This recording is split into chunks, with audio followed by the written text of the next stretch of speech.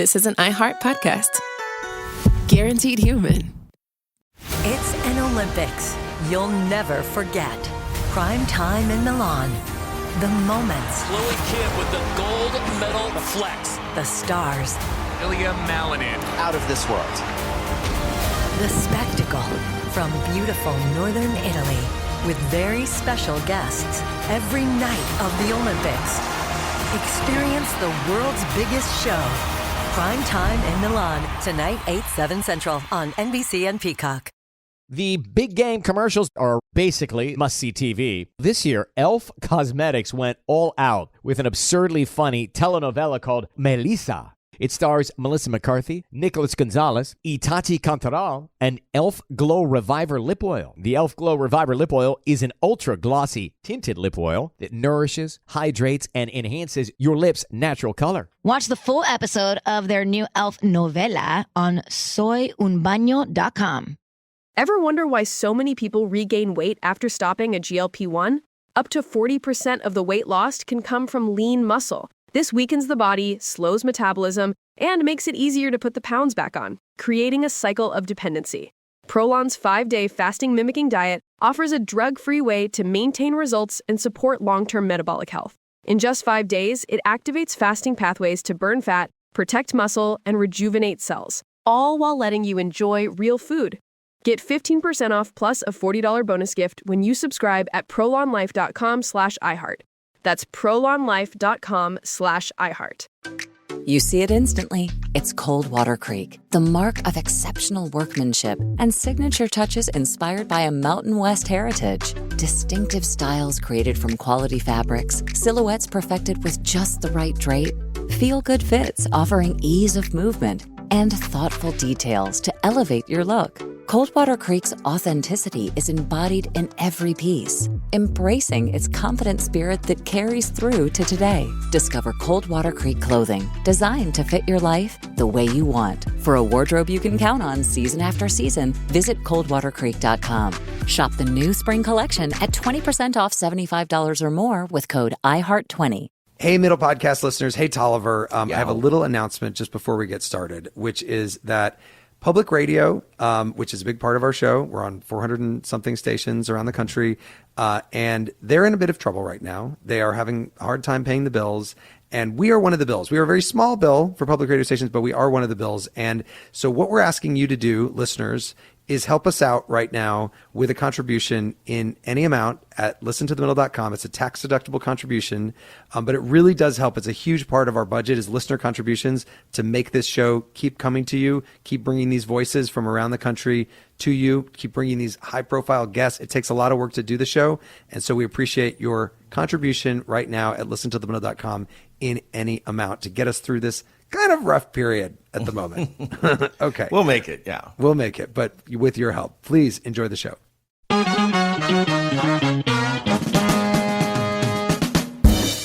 Welcome to The Middle. I'm Jeremy Hobson, along with our house DJ, Tolliver. And Tolliver, I am very excited about this show, but as you know, I have something else on my mind right now. I'm about to embark on the biggest physical feat of my life in just a matter of days. What's that? Oh, you're going on the bike ride. I'm doing the bike ride. I'm doing the final AIDS life cycle ride from San Francisco to LA. It is 7 days, 560 miles to raise money for HIV prevention and care for people with the disease. It's been amazing to train for it over the last several months, meet people who've done it for years. You can find out more about it at listentothemiddle.com. And when we are not live next week and instead on tape, just back off and know that I'm exhausted and I am living on electrolyte packets. Not okay? back off. Okay. So this hour we are talking about a college education and whether it is still worth the cost, which is now about $30,000 a year for a public school, about $60,000 for a private school. Now, college graduates do make about 60% more money on average than high school graduates, but often have a lot of debt to pay off. And a job is certainly not guaranteed depending on your major. So we want to hear from you. Is a college education worth the cost? Our number is 844-4MIDDLE. That's 844-464-3353. We'll get to that in just a moment. But first, last week on the show, we asked you about diversity, equity, and inclusion, which the Trump administration has basically banned from the federal government. Here are some of the voicemails we got after the show. My name is Lee Williams. I'm calling from St. Louis. If not DEI, then we're back to segregation like it was 50 to 60 years ago. If not DEI, then every hire that's called a merit hire means a white male. My name is Mesa. I am from Philadelphia, Pennsylvania. And in my opinion, DEI is unreplaceable. There is no DEI or what equation in society today. I'm Jason. I'm in Kansas. I actually generally support a lot of DEI practices, but what I don't support is essentially giving favor to people that aren't white. It's honestly just not fair in my opinion, and especially some of my friends don't like the idea that, okay, I'm a black doctor, but I want to make sure that I don't have that little asterisk that I got in because of my color over somebody who is more deserving. Well, thanks to everyone who called in, and you can hear that entire episode on our podcast in partnership with iHeart Podcasts on the iHeart app or wherever you listen to podcasts. So now to our question this hour: is a college education still worth the cost? Tolliver, the phone number, please. It's 8444-MIDDLE. That's 844-464-3353. You can also write into us at listentothemiddle.com. You can also comment on our live stream, our YouTube, our TikTok, our Instagram. I'm looking at them all, so please hit us. Yeah. Joining me this hour, former University of California President Janet Napolitano, who also served as Secretary of Homeland Security under President Obama and the Governor of Arizona, and now directs the Center for Security and Politics at UC Berkeley. Secretary Napolitano, great to have you on the show. Thank you. And Education Design Lab founder Kathleen DeLaski is with us as well. She's the author of the book, Who Needs College Anymore? Kathleen, welcome to you. Thank you for having me. So before we get to the phones, Janet Napolitano, as we have this conversation about college, President Trump is targeting the oldest university in America. That would be Harvard, taking away government funding, billions of dollars, trying to revoke visas for international students, remove the tax-exempt status. As the former president of the University of California, what is your message to Harvard or to President Trump right now? Well, my message to Harvard is keep reforming yourself and stand strong. And my message to the Trump administration is, what kind of future do you envision for the United States without the vital higher education sector that we have? And it's not just Harvard. I mean, the Ivy League is a teeny tiny percentage of higher education in the United States. It gets the bulk of public comment, but it is so tiny. Higher education in the United States is a combination of private universities, liberal arts universities, grand public universities, state universities like the University of California. There are so-called research universities. There are so-called comprehensive universities. Mm-hmm. There are two-year community colleges. There are numerous kind of trade types of education beyond high school. I think the question, in a way, for today should be not only is a college education worth it, but how we measure worth, and also is an education beyond high school really necessary for the world in which these young people are going to enter. And do you think it is? Oh, for sure. I mean, look, college education, there are lots of different tracks you can take. There's a big menu. But it really should be viewed as a time of maturation, a time of preparation, a time of exploration, and it hits for most people right at that age where they're just about to be independent of their families, but they need to grow, they need to expand, and they need to prepare. And frankly, K-12 education in this era is not enough. Kathleen DeLaski, one of the things President Trump has proposed is to take the billions in federal grants from Harvard and distribute them to trade schools around the country. As someone who has written about the alternatives to four-year colleges, what do you think of that? Well, I do think that trade school has gotten a bad rap over the years, and we're now at a point when college has become so expensive for many families, or at least the perception that it's expensive. And often there are many affordable college options, but because the perception is that it's very expensive, people are looking at, what else could I do to prepare myself specifically for careers? Because, most people today are saying that they go to college to prepare for careers. It used to be that they would say they went to college to, for the adultification process that Janet is describing. But now they want results, they want jobs, and they're seeing that, a lot of the degrees that people can come out with are not producing jobs. So you're seeing a lot of press right now about, let's all become welders and we need more electricians and HVAC people. But part of why I wrote the book is that it's all, the work world and the work landscape is changing so much because of technology that we don't really need to think of this binary choice between trade school or college or nothing, right? Technology is blurring the lines between all these kinds of jobs, and high schools are starting to show us some of the options of how you can learn both. You can learn cloud computing while you're in high school. You can do an apprenticeship either instead of or during college, and you can get industry certifications that that kind of line you up to be job ready, whether you go to college or not. But I'm not telling people not to go to college. I'm just saying the world is changing, and colleges themselves will be offering a lot more options over the coming decades, as well as there being non-college options for people. Secretary Napolitano, Jeremy, I think this proposal that President Trump made, let's take money from Harvard and give it to trade schools. It's kind of a classic administration move. Let's just divide people and have them competing against each other. If he really wants to build trade schools, invest in trade schools. But you don't have to take it from Harvard to do that, you're saying. You don't have to take it away from Harvard to do that. So I think, I'm all for education, and particularly post-high school education. Let's build on it, and let's create an expectation in our young people that they are going to go beyond high school in order to really be fully prepared for the coming years. I want to just ask you about one more thing that the president is doing, because it does get to what we're talking about here, and it has to do with the international students. There are more than 1 million international students in the U.S. at colleges and universities. They often pay full freight and bring a lot of money in for the colleges. Janet Napolitano, are they driving up costs or helping lower costs for other students? Well, I think for several reasons, they don't drive up costs. Costs at University of California is by and large a 4-year institution, and it's R1, meaning it's heavily research based. We do have a certain percentage of international students. And one of the ways we are able to keep tuition costs down for in-state California students is because we have out-of-state students, which include out-of-state in the United States, but also international students who are paying a full tuition load. At the University of California, if you come from a family that makes less than $80,000 a year, you pay no tuition to attend the leading public university system in the country. So I would say on the kind of relative valuation, if you want to use the term valuation, these are young people from around the world. By and large, what they do is help support domestic students.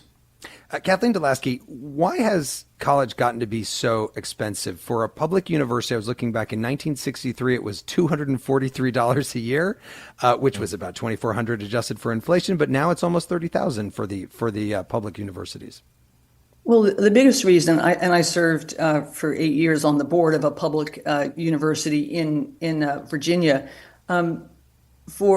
For many decades, we thought of the state and to some extent the federal government as investing in higher education as at least a partial entitlement, right? And that investment has shifted. It's actually flipped. It used to be, government funded about 2/3 of public education, and now that model has slipped to about 1/3. Of course, it varies by states. California, I think, supports more than most states do, but it's, more of the cost is borne by families. You always hear about, at least in college circles, everybody says, oh, they're putting, climbing gyms or climbing walls and lazy rivers at colleges, and that's what's driving up the cost, is that, parents expect it to be like, the Ritz, Carlton. That's just not true. I mean, it's human human costs of personnel and keeping the buildings renovated and that kind of thing. That's what's driving up the cost of college, and with less public investment. Right. They put a lazy river in when I was in college, but I never actually got into it. Oh, really? So I Wow. didn't get to benefit from that. Tolliver, I one thought of that was the an most urban myth. Yeah. No, it's real. One of the most famous college commencement addresses ever, Tolliver, was given by Steve Jobs, the founder of Apple, back in 2005 at Stanford. Yeah, he talked about going to Reed College, which he said was almost as expensive as Stanford. After 6 months, I couldn't see the value in it. I had no idea what I wanted to do with my life, and no idea how college was going to help me figure it out. And here I was, spending all of the money my parents had saved their entire life. So I decided to drop out and trust that it would all work out okay. It was pretty scary at the time, but looking back, it was one of the best decisions I ever made. The minute I dropped out, I could stop taking the required classes that didn't interest me and begin dropping in on the ones that looked far more interesting. And Tolliver, one of the classes he took was calligraphy, and he actually used that to create the typeface that was in the early Macintosh computers. Oh, wow. I remember that typeface as a young boy. It was fun to watch that Steve Jobs clip, I have to say. It's so cool to watch him talk. Yeah. We will be right back with more of The Middle. It's an Olympics you'll never forget. Prime time in Milan. The moments. Chloe Kim with the gold medal flex. The stars. Ilya Malinin. Out of this world. The spectacle from beautiful northern Italy with very special guests every night of the Olympics. Experience the world's biggest show. Prime time in Milan. Tonight, 8/7 Central on NBC and Peacock. You see it instantly. It's Coldwater Creek, the mark of exceptional workmanship and signature touches inspired by a Mountain West heritage. Distinctive styles created from quality fabrics, silhouettes perfected with just the right drape, feel-good fits offering ease of movement, and thoughtful details to elevate your look. Coldwater Creek's authenticity is embodied in every piece, embracing its confident spirit that carries through to today. Discover Coldwater Creek clothing, designed to fit your life the way you want. For a wardrobe you can count on season after season, visit coldwatercreek.com. Shop the new spring collection at 20% off $75 or more with code IHEART20. Welcome to the A Building. I'm Hans Charles. I'm Menelik Lumumba. It's 1969. Malcolm X and Martin Luther King Jr. had both been assassinated, and Black America was at a breaking point. Rioting and protests broke out on an unprecedented scale. In Atlanta, Georgia, at Martin's alma mater, Morehouse College, the students had their own protest. It featured two prominent figures in Black history, Martin Luther King Sr. and a young student, Samuel L. Jackson.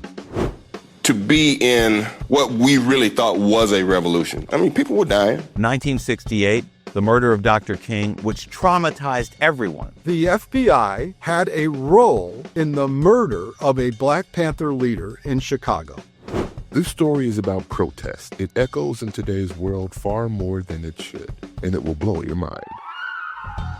Listen to the A Building on the iHeartRadio app, Apple Podcasts, or wherever you get your podcasts. This is Ryder Strong, and I have a new podcast called The Red Weather. It was many and many a year ago in a kingdom by the sea. In 1995, my neighbor, Anna Trainer, disappeared from a commune. It was hard to wrap your head around. It was nature and trees and praying and drugs. So no, I am not your guru. And back then, I lied to my parents, I lied to police, I lied to everybody. There were years, Ryder, where I could not say your name. I've decided to go back to my hometown in Northern California, interview my friends, family, talk to police, journalists, whomever I can, to try to find out what actually happened. Isn't it a little bit weird that they obsess over hippies in the woods and not the obvious boyfriend? They have had this case for 30 years. I'll teach you sons of to come around here with my wife. Boom, boom. This is The Red Weather. Listen to The Red Weather on the iHeartRadio app, Apple Podcasts, or wherever you get your podcasts.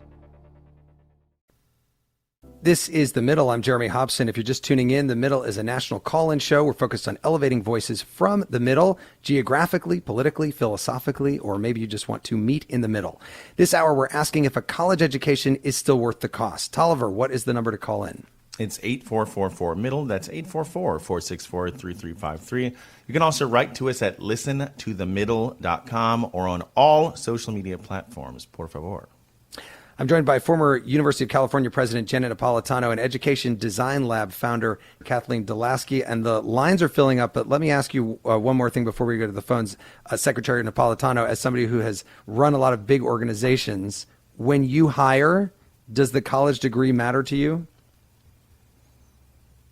It depends on the job. At the level at which I'm doing the hiring, and for people doing the jobs they're being hired for, yes, a college degree matters. Oftentimes, a postgraduate degree matters. But there are many jobs further down in large organizations that don't require a college education. But I will tell you, more and more, they require something beyond high school. All right, let's get to the phones. Ryan is calling from Pittsburgh. Ryan, go ahead. Do you think a college education is still worth the cost? Hey, good evening. I work at a research university here in Pennsylvania, and I'm increasingly seeing that for probably more than half of the students, it's not. But I think that an experience at a 2-year community college would be. So I'm increasingly seeing like community colleges as maybe the new land of opportunity for post-high school education. But I think that definitely means we need to stop having this caste-like mentality and looking down at community colleges as where failed PhDs go to teach and failed students end up because it's open enrollment. We very much have to change our mindset if we're going to re-envision the role and value and potential contributions that community colleges have to play to society. Ryan, thank you for that. Kathleen DeLaski, what do you think about that? Do you believe that people look down on community colleges? I think that historically has been the case, but I feel like the community college movement is having a moment right now. That is where a lot of the increase in enrollment is coming from right now, post-COVID. It's kind of exciting what the community colleges are is kind of seeing themselves as talent brokers that are becoming more agile in their regions. And I know my organization, Education Design Lab, works with about 100 community colleges around the country, working on what we call micro pathways. They're shorter term versions of college that result in a credential, and we've designed them with employers. So your caller is absolutely right. That is a great way to both save money and really sort of test out a career or a career switch later in life. A lot of the students who are coming to community colleges are in their 20s and 30s and 40s. And 50s. We see for these short programs, people right up to, what you would think was near retirement age. It's quite exciting. Let's go to Colby, who's in Houston. Colby, welcome to the middle. Go ahead with your thoughts. Yeah, I just wanted to say that I think that considering the cost of college right now, that if you are going to go, that you should really have a good idea of what kind of career you want to have. And because, I went to college a while back, and I feel like a lot of the jobs I've had since then, my degree didn't really matter so much on whether or not I got hired. What about the other things that you learned in college or the connections that you made? Were those important to your career? I made some good connections. I met a lot of good people. I imagine that if I did not go to college, my life would have gone in a not so great direction. But also I know that college was, at the time it seemed really expensive. And now it's even more so when a lot of this information that you would really want is easily accessible. Thank you for that, Colby. Secretary Napolitano, what do you think about that? I imagine you've come across many, many students at the University of California who came in wanting to do one thing and then left doing something completely different. Yeah, that's fairly common because remember, you're dealing a lot with 17, 18-year-olds. Right. And they do come in with, firm ideas. And then in the course of their college career, they find other areas. They take classes that they never thought about that weren't offered in high school, and they get interested in something else.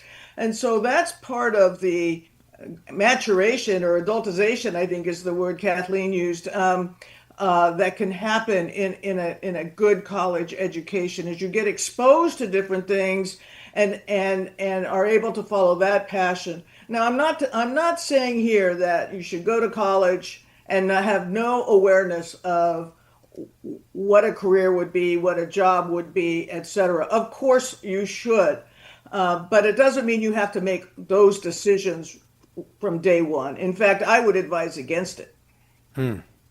Kathleen DeLaski, by the way, one of the things that the Trump administration has talked about in terms of like where money is going to colleges and where they don't want it to go is they'll bring up things like LGBTQ studies or, French literature as things that are just useless in today's economy. What do you think about that? Well, I won't comment on what President Trump is doing in that regard, except to say that there is a movement, and it's also going on in the states and was going on before President Trump came into office, whereby states are saying we want to pay for performance. In other words, we want to fund programs and degrees that result in an increase in your earnings when you come out. States like Texas have passed laws that other states are looking at. And so what you're seeing happen in some of those states is the degrees, gender studies or psychology or things which don't immediately lead to earnings increase are being, and I've seen in a few cases, those programs are being sunsetted. And that could become a trend. I don't know what Janet thinks about that, but that's something that we're all watching. Well, what do you think about that? Too is part of it is some states have a very narrow view of what constitutes a higher education curriculum. But on the other hand, for some of the majors you mentioned, demand in part is coming into play here, and in fact, the humanities subjects and to some degree the social science subjects in higher ed are seeing students go elsewhere for their majors. And so therefore, over time, they cut back those departments. So it's a combination of things. Now, in the future, it may grow back again. You don't know, but it is a function in some states of a state policy, state law, what can be taught, how it should be taught, which I think is anathema to higher education. But it's also a function over time of student demand. Let's go to Matthew, who is in Floresville, Texas. Hi, Matthew. Do you think a college education is worth the cost? It's worth the experience. And thank you for having me on. It's worth the experience for sure. Is it worth the cost? No, I don't think so. And I think a lot of it has to do with my specific engineering degree that I chose. But I think a lot of it has to do with just, the way the school is structured.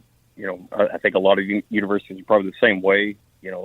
Especially in engineering, there's a lot of math involved, a lot of science involved, and they give you a 50-minute session to learn, what you're supposed to learn for that day or that week. And I spent a lot of time in the math lab. Let's just say that, And now, do you have debt from your schooling? Absolutely. Yeah. I went to school when I was 26, and I went when I was in from 2010 to 2014 is when I graduated. And it was they called it a 4-year program, but it was really about a 5.5 year. I did 19 plus credits, 20 plus credits. Most years took summer classes just to graduate in 4 years. And the debt that I left with, and I worked the whole time I was in college, and the debt that I left with was close to $60,000. Wow. And let me just ask you just real quick, Matthew, you haven't been able to get a good paying job with that engineering degree? No, I did. I got I wouldn't say it was a good paying job when I came out. I should have been making about 15 to 20 grand more than when I started. Because like I said, I went to college when I was 26. Right. I graduated when I was 30. My wife there, got married. So when I got a job, it was a good job, but it wasn't paying what I thought it was going to pay. I was making more than that when I was 18. Wow. Let's just put it that way. Yeah. Matthew, thank you very much for that. Kathleen DeLaski, how do you respond to Matthew? What do you think of that story? Yeah, I think it's been really, I teach currently at the at the college level. And I think the expectation that students have coming in is that this is my ticket and that my college degree is going to kind of deliver me at the door of my first job. And that is not happening for so many students. I mean, engineering students are actually in the best boat because they get the internships. Employers come to the school looking for interns, and that's been the practice, at least in fields like cybersecurity or nursing or teaching, that are high demand fields. But for many fields, a lot of my students are, they can't get internships, and now everybody. I mean, since the caller went to school, he said he finished in 2014. Right. It's become more acute now that employers expect you to come out or to come to apply for a job with at least 2 to 3 years of experience. And as a chicken and egg problem, how do you get that experience, unless you're in one of those high demand majors where, the employers are asking you to come for the summer because they're checking you out because they're trying to, build their pipeline or, find their talent early.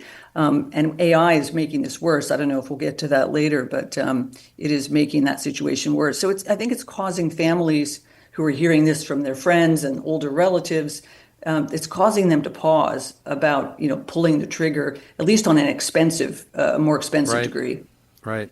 By the way, Jenna Napolitano, what do you think it would take to start bringing the cost down? Or will they ever come down, the cost of going to college? They just keep going up? Well, as we mentioned earlier in this show, the primary cost of college is personnel. It's the faculty and staff. And then you have facilities, and some of the facilities are extraordinarily expensive. Laboratories, for example, are very expensive to own and operate. And so that's the driver of the cost. I think as a nation, we need to refocus ourselves on what we had in the post-World War II era, which was the growth of public universities where the states paid the bulk of the cost of the universities out of the recognition that their states would be wealthier and healthier if they had more college-educated students.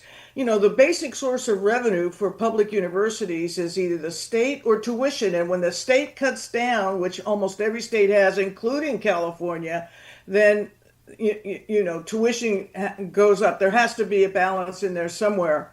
And I think if we as a country really think, what we need as a country to be strong, and to be strong, we need to be well prepared and well educated. And that is a public investment that we make, not just in students, but in our society writ large. Tolliver, what is coming in online? Yeah, this is great because that sort of piggybacks on what you just said. So Tom in Detroit says, if you think education is expensive, try ignorance. Andrew in Chicago says, our current administration is a clown show. The idea of giving money to trade schools when it's a known fact that for-profit trade schools have been ripping off the feds for decades. I didn't know that. And Lisa in Kansas City says, does the fact that you're having this conversation mean that this country is sliding away from an expectation of superiority to mediocrity?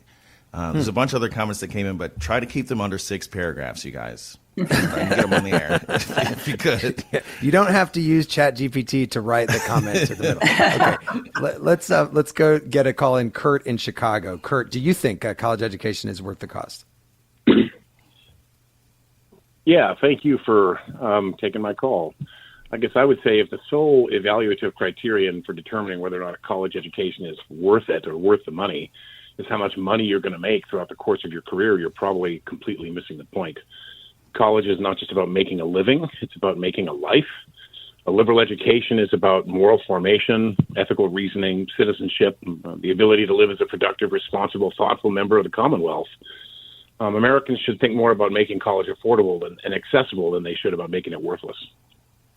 Interesting point. Kurt, thank you for that. And Jenna Napolitano, I know you have to leave in a couple of minutes, but what are your thoughts on what Kurt had to say? There's so much more to college than just the classes that get you the degree that maybe get you the job later. I agree with Kurt. And, I don't want to sound too Pollyanna, but look, there's a lot that happens in those years when you're getting education beyond high school. And as I've said before, it's education, it's preparation, it's maturation, All of that is occurring. And again, the United States has been known, it's one of the things we're known for throughout the world is our higher education system. And it is an incredibly diverse menu of different types of institutions. And so students have a lot to select from, but there are many, many, many excellent institutions of higher education in this country. That's why students from around the world want to come here.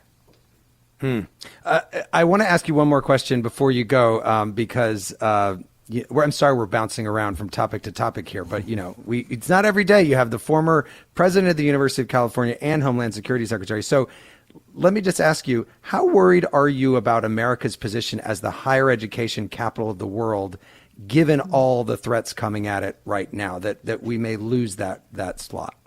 I'm deeply concerned. The U.S. Higher education, it's one of the areas where we have a trade surplus, not a trade deficit, if you want to put it in the current administration's periscope. It is a talent magnet, and we bring talented young people from around the world. Many of them end up staying. They start their own businesses. They do research and are in the labs and create and commit their energies to the creativity of this country. And this whole sort of, we don't want international students, we're just going to cancel their visas, we're going to make it as hard as possible for them to come, etc. I don't know what the long-term strategy on that is, but to me, it's not a good long-term strategy. That is Janet Napolitano, former president of the University of California. Thank you so much for being with us this hour. Thanks, Jeremy. And Kathleen DeLaski is staying with us as we take your calls at 844-4MIDDLE. That's 844-464-3353. You can reach out at listentothemiddle.com. And Tolliver, plenty of notable figures have made the point that you don't need a college education to achieve success in life. Yeah, President Obama offered that advice to a group of manufacturing workers in Waukesha. I had an ex who lived in Waukesha, Wisconsin, back in 2014. Listen to this. Folks can make a lot more potentially with skilled manufacturing or the trades than they might with an art history degree. Now, nothing wrong with an art history degree. I love art history. So I don't want to get a bunch of emails from everybody. I'm just saying you can make a really good living and have a great career without getting a 4-year college education, as long as you get the skills and the training that you need. See, Jeremy, I studied jazz and journalism, and now I'm here as a DJ on the Middle. It all works out. There you go. It all worked out. And Obama, by the way, went to Harvard and Columbia, and he did not study art history. We'll be right back with more of The Middle. It's an Olympics you'll never forget. Prime time in Milan. The moments. Chloe Kim with the gold medal flex. The stars. Ilya Malinin. Out of this world. The spectacle from beautiful northern Italy with very special guests every night of the Olympics. Experience the world's biggest show. Prime time in Milan. Tonight, 8/7 Central on NBC and Peacock. You see it instantly. It's Coldwater Creek, the mark of exceptional workmanship and signature touches inspired by a Mountain West heritage. Distinctive styles created from quality fabrics, silhouettes perfected with just the right drape, feel-good fits offering ease of movement, and thoughtful details to elevate your look. Coldwater Creek's authenticity is embodied in every piece, embracing its confident spirit that carries through to today. Discover Coldwater Creek clothing, designed to fit your life the way you want. For a wardrobe you can count on season after season, visit coldwatercreek.com. Shop the new spring collection at 20% off $75 or more with code IHEART20. Welcome to the A Building. I'm Hans Charles. I'm Menelik Lumumba. It's 1969. Malcolm X and Martin Luther King Jr. had both been assassinated, and Black America was at a breaking point. Rioting and protests broke out on an unprecedented scale. In Atlanta, Georgia, at Martin's alma mater, Morehouse College, the students had their own protest. It featured two prominent figures in Black history, Martin Luther King Sr. and a young student, Samuel L. Jackson. To be in what we really thought was a revolution. I mean, people were dying. 1968, the murder of Dr. King, which traumatized everyone. The FBI had a role in the murder of a Black Panther leader in Chicago. This story is about protest. It echoes in today's world far more than it should, and it will blow your mind. Listen to The A Building on the iHeartRadio app, Apple Podcasts, or wherever you get your podcasts. This is Ryder Strong, and I have a new podcast called The Red Weather. It was many and many a year ago in a kingdom by the sea. In 1995, my neighbor, Anna Trainer, disappeared from a commune. It was hard to wrap your head around. It was nature and trees and praying and drugs. So no, I am not your guru. And back then, I lied to my parents, I lied to police, I lied to everybody. There were years, Ryder, where I could not say your name. I've decided to go back to my hometown in Northern California, interview my friends, family, talk to police, journalists, whomever I can, to try to find out what actually happened. Isn't it a little bit weird that they obsess over hippies in the woods and not the obvious boyfriend? They have had this case for 30 years. I'll teach you sons of to come around here with my wife. Boom, boom. This is The Red Weather. Listen to The Red Weather on the iHeartRadio app, Apple Podcasts, or wherever you get your podcasts. This is The Middle. I'm Jeremy Hobson, and this hour we're asking you if a college education is still worth the cost. You can call us at 844-4MIDDLE. That's 844-464-3353, or you can reach out at listentothemiddle.com. We are joined by Education Design Lab founder Kathleen DeLaski, and we are taking your calls, and there are some calls on the lines right now. Let's go to Christine, who's in Chicago. Christine, what do you think? Is a college education still worth the cost? Well, I have to say no. And my reasoning is I went to college a little untraditionally. I didn't go right out of high school.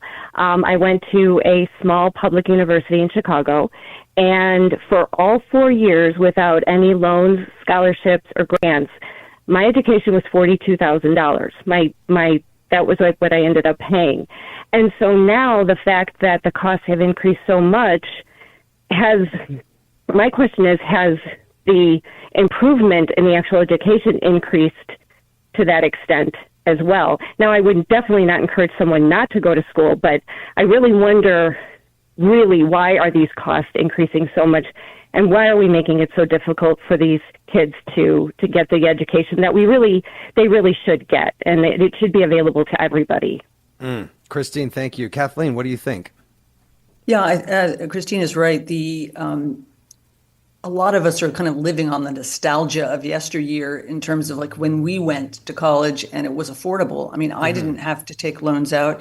I paid for myself to do my graduate degree at Harvard. And that when I think back on that, I mean, I didn't, I had loans for a little bit, but it was, maybe 5 years I was paying loans back. And that felt very doable when you're doing that cost benefit analysis. Now when families sit around, the kitchen table and are trying to figure that out, it's middle class families that are getting squeezed the most. And that's because, if you're very low income, if your family makes like less than $40,000, you can qualify for, the grants, the federal grants. Those are still very much available. And if your parents are pretty wealthy, then that's also okay because, the student isn't usually paying, but everybody in the middle is squeezed. And so that's, you see a lot of the people in middle class and even wealthier classes are the ones that are actually stepping back from going to college because they're doing the cost benefit analysis of do they want to be in debt and how much money are they going to make. So that's, I'm still very much in favor of what we talked about before the break, which is college has wonderful, quote, side effects in terms of, the critical thinking. You learn you learn about historical context, you make lifelong connections. Those things are wonderful, but we have to figure out how to provide those things at a lower cost. Yeah, absolutely. Let's go to Aaron, who's in Sandy, Utah. Aaron, welcome to The Middle. What do you think about the cost of college education? I do agree that I think depending on the school that you go to, that the cost can be exorbitant for some families. We've actually made a career change in my own family. My husband went from probably a much more lucrative career in medicine to teaching. And so now he teaches history at a college. So he went back to college and got a PhD in history after getting a podiatric medical degree. And so we still have those medical school debts, but by selling our practice, we paid for his PhD. And certainly we're not at the earning potential we could be. So I wish that there were an easier way for people to make career transitions if they wanted to. But in his teaching, history, the school he teaches at it's a 4-year college, but it's also more focused on, medical assisting, cybersecurity. It's more trade focused. And he's the history teacher. And we're finding that there's a lot of people who benefit, like you were saying, from that critical thinking. There's I think there's a growing ignorance of history and of being able to look at information and determine what is true and what is not true, and how to interact with this world of social media. Yeah, which is so important right now, and it doesn't seem like everybody has that knowledge. Aaron, thank you for that. It brings up an interesting point, Kathleen, which is, what about when people change careers after they get a degree in one thing, and especially if they go to a trade school and then they get a degree in something and then they change careers later in life? Right. And we have to make it easier for career changers. I mean, that's one of the group. When I go through, I have a chapter in the book where I say, okay, who does need college anymore, at this point, with technology and the sort of short lifespan of skills these days, who should go to college and who shouldn't? Certainly people who want to be doctors, lawyers, nurses, teachers need that license, and those licenses require degrees. But increasingly, we have a lot of careers where, particularly if you're a career switcher, you could, like my own daughter did this, right? You could switch into a career by going to a couple of boot camps or taking getting an industry certification. And she got into digital marketing without going to university as, like a 30-year-old. So, that's something that is, we're trying to make it easier. And community colleges are, in particular, I think, setting themselves up now because they recognize what's going on. They were losing so many students. Now they're trying to set themselves up to provide this stepladder approach where people can come in and out of learning experiences throughout their working lives. Well, and I know there are these 6-week startup institutes even where you can go in and basically do a mini business school and meet everybody in a certain industry and then, learn a few things that you need to know, but basically get your foot in the door and get into a new job. Alyssa is calling from Detroit. Alyssa, what do you think? Is college education worth it? Yes, I love what you just spoke about because I'm 31 and I'm shifting into a law degree, and I'm currently at a community college just outside of Detroit. So I'm following the path that was just talked about, where it feels necessary to go into some type of debt to get this. Well, and especially with a law degree, because you've got to have that. You can't practice without it. Right.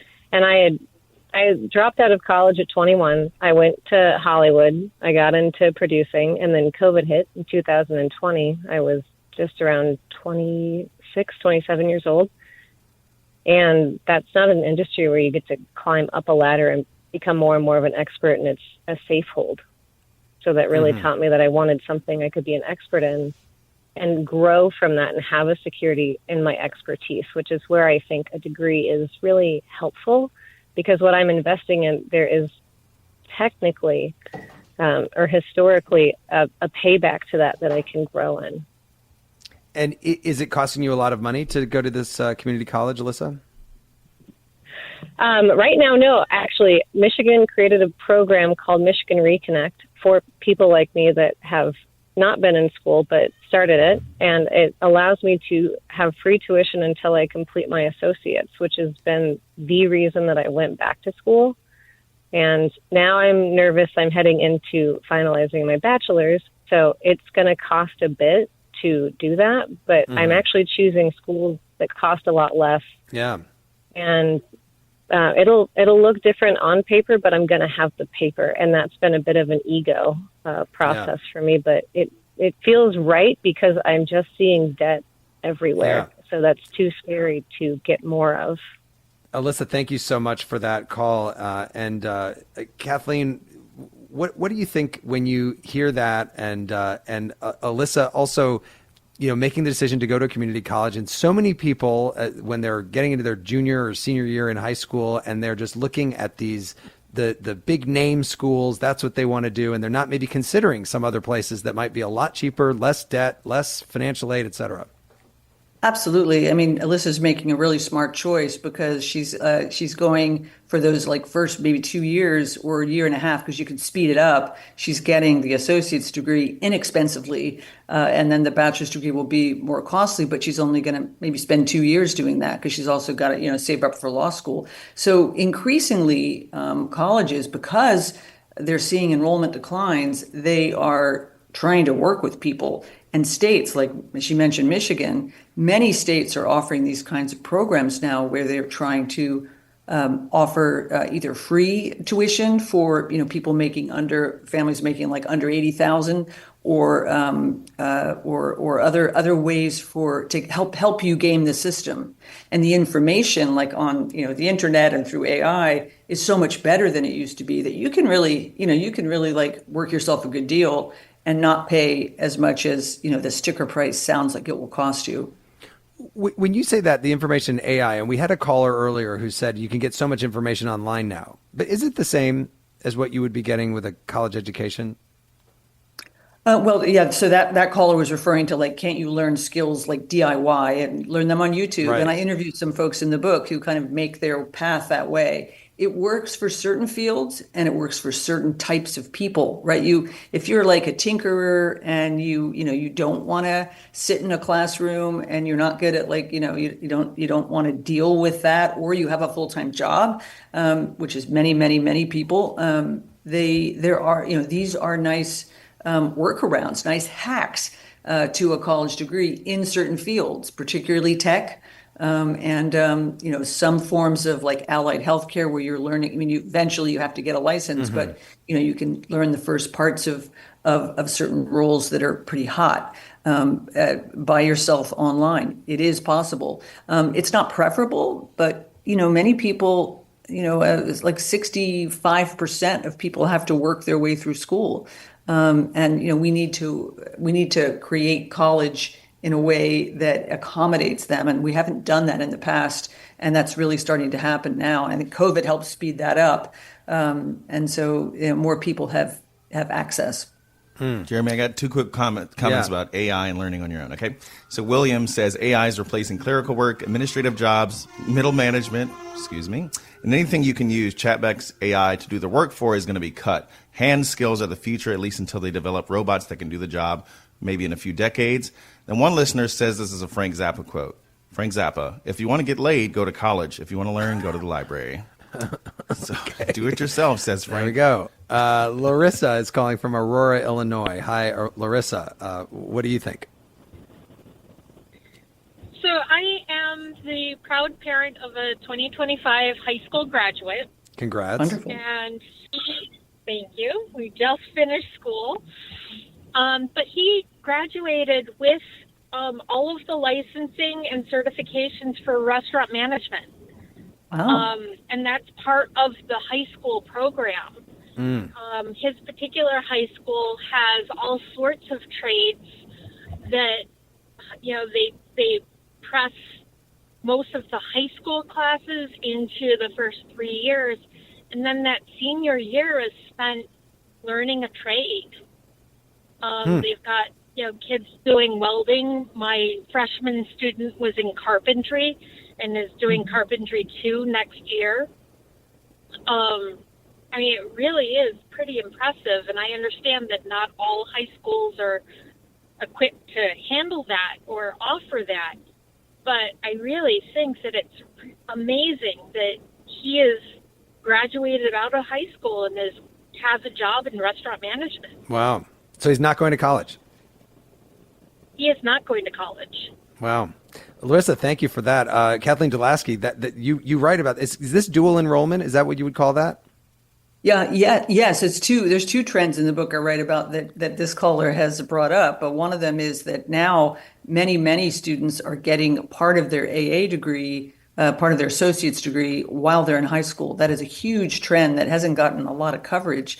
And it's because states are making it possible and paying for you to take college classes. So that's one trend. And the second is a kind of a revival of the career and technical education in high school, where some districts and some states are trying now to kind of bake it back into your high school day in a way that for the last 30 years wasn't a thing. We had the college for all movement, and we all had to be, doubling down on math and science and getting ready for the college application process. And now there's kind of a realization, because we're, blurring the lines between these kinds of jobs, that you kind of need both. And that gives you more choice and more optionality. It's not to say that, the restaurant manager may not go ahead and get a degree at some point, but they have, they're job ready coming out of high school, but they also can be on a college track. That's kind of the new thinking in 2025 at high schools. I'm going to sneak one more call in, and it is going to be Patrick in Raleigh, North Carolina. Patrick, go ahead with your thoughts. Hi, yes, thanks for having me. One thing I thought that may have been missed this evening were, if we're talking about the costs associated with going to college versus not going to college, one of those costs are, the social costs of not going to college. Whether we like it or not, for better or for worse, there does seem to be a stratification in our society where the college-educated do sit on top of that. And until we grapple with that and whether that system makes sense, I think the costs will always be pretty high for folks that want to be, taken seriously by the people on the top of that strata. If they don't go to college, then it may be difficult for them to do so. So I think, we ought to consider those social costs when considering whether college is worth the cost or not. Did you go to college, Patrick? I did, and I find myself having implicit bias against, tradesmen who are frankly probably making more than me. But I find myself having implicit bias against them, and all my friends do as well. And it's something that I think our society needs to grapple with if we're going to, make this adjustment towards making college not worth it. Because there are, as of right now, there are social costs of not going to college. A great point to end on, Patrick. Kathleen DeLaski, how do you handle that? How do you deal with what Patrick is talking about there and just changing the mindset of people if you are going to actually change society and say, some people can feel perfectly good going to a 2-year trade school or not going to college at all, or going to college and not going into a lot of debt or whatever? Well, this is exactly why in my book and my belief in the organization I run, we try to push the notion that, college should be able to house all these different pieces, so that the stigma that comes with not going to college, that, why can't some of the trade programs and apprenticeships and industry certifications and the degree be offered under the umbrella of college and have access to the funding structure that is only reserved for people who do university degrees currently? That's the system that has to change. And I think then the stigma falls away with that. Well, I want to thank you so much, Kathleen DeLaski, founder of the Education Design Lab, and your book. The name is not right in front of me. Tell us what your book title is. Who Needs College Anymore? Who Needs College Anymore? And also, we've been speaking with former University of California President Janet Napolitano. Kathleen, thank you so much. Thank you for having me. Great conversation, great questions. And don't forget, The Middle is available as a podcast in partnership with iHeart Podcasts on the iHeart app or wherever you listen to podcasts. And coming to your feed in the next few days, an episode of our weekly podcast extra, One Thing Trump Did. And we're going to be looking at what's going on with air traffic control. What? I don't know if I want to hear that one, but next week we'll be back here talking about the role of Christianity in our politics. As always, you can call in at 8444-MIDDLE. That's 844-464-3353. You can also reach out at listentothemiddle.com, where you can also sign up for our free weekly newsletter and support us with a tax-deductible donation. The Middle is brought to you by Long Neck Media, distributed by Illinois Public Media in Urbana, Illinois, and produced by Harrison Patino, Danny Alexander, Sam Burmistaz, John Barth, Annika Deschler, and Brandon Kondritz. Our technical director is Steve Mork. Thanks to our satellite radio listeners, our podcast audience, and the hundreds of public radio stations that are making it possible for people across the country to listen to The Middle. I'm Jeremy Hobson, and I will talk to you next week.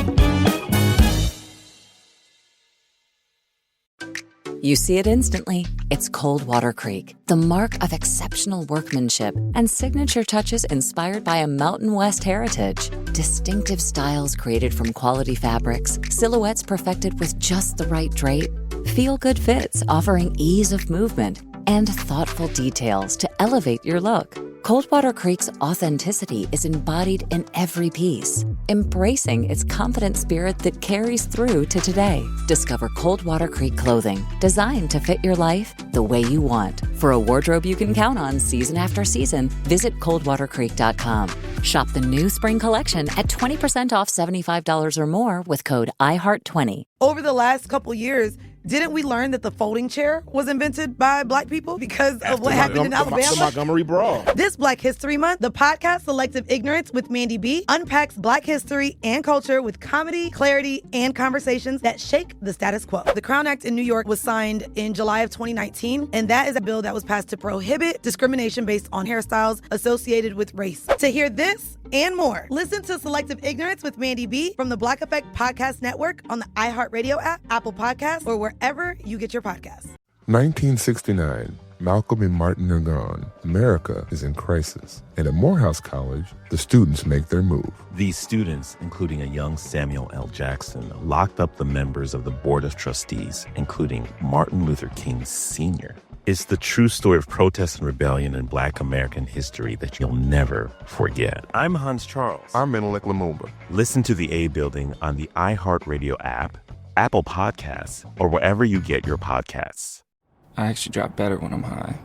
It heightens my senses, calms me down. If anything, I'm more careful. Honestly, it just helps me focus. That's probably what the driver who killed a 4-year-old told himself. And now he's in prison. You see, no matter what you tell yourself, if you feel different, you drive different. So if you're high, just don't drive.